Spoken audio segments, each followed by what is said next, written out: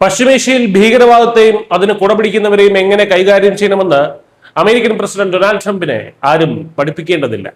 Hormuz കടലിടുക്കിൽ American ഉപരോധം നേരിട്ട് ശ്വാസം മുട്ടുന്ന ഇറാനെ സഹായിക്കാൻ പോയ ഒമാൻ ഇപ്പോൾ കിട്ടിയിരിക്കുന്നത് വിനാശകരമായ ഒരു അന്ത്യശാസനമാണ്.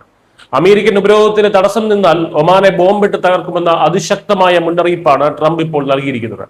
ഭീകരവാദികൾക്ക് ഒത്താശ ചെയ്തു കൊടുക്കാൻ വന്നാൽ ഏത് രാജ്യമായാലും ചാമ്പലാകും എന്ന സന്ദേശം തന്നെയാണ് അമേരിക്ക ഇതിലൂടെ നൽകുന്നത്.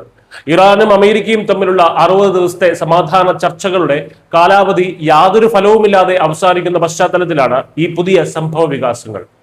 ഇറാൻ കപ്പലുകൾക്ക് മേൽ അമേരിക്ക ഏർപ്പെടുത്തിയിരിക്കുന്ന ഉപരോധം ഇറാനെ വലിയ സാമ്പത്തിക തകർച്ചയിലേക്കാണ് തള്ളിയിട്ടിരിക്കുന്നത്.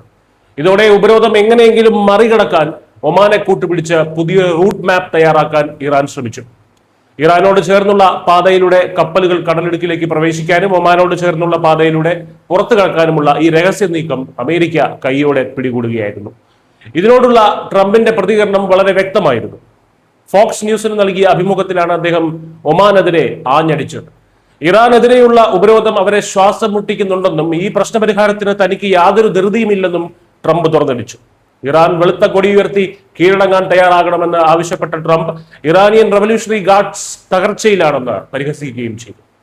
ഏത് വിധേനയും ഇറാൻ ആണവായുധം സ്വന്തമാക്കുന്നത് തടയുക എന്നതാണ് തന്റെ പ്രധാന ലക്ഷ്യമെന്ന് ട്രൂത്ത് സോഷ്യലിലൂടെയും അദ്ദേഹം ആവർത്തിച്ച് വ്യക്തമാക്കിയിട്ടുണ്ട്. ഹോർമൂസ് കടലിടുക്കിലെ എണ്ണ ഗതാഗതം ലോകരാജ്യങ്ങളെ സംബന്ധിച്ചിടത്തോളം വളരെ നിർണായകമാണ്.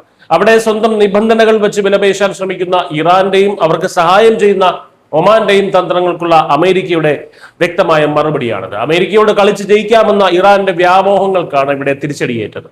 ഭീകരവാദത്തെ പ്രോത്സാഹിപ്പിക്കുന്ന ഇറാനെ മുട്ടുകുത്തിക്കാൻ ഏതറ്റം വരെയും പോകാൻ അമേരിക്ക തയ്യാറാണ്.